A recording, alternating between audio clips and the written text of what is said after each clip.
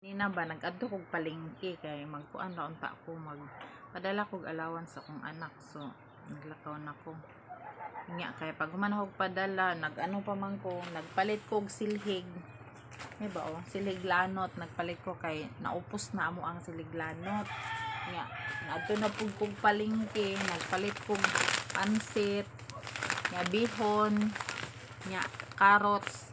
Siyempre magluto-luto ta kay mag-reels man ka. Ano lang gyud ta na ilutoon. Nya okay na to pag uli na ako diri sa balay.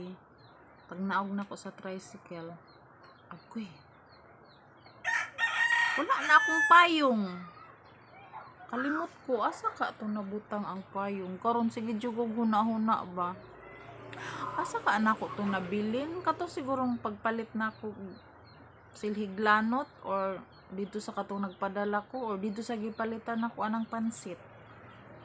Naguna-huna jud ko nya. Wa ko kahuna-huna. Asa na ko to nabilin ang payong.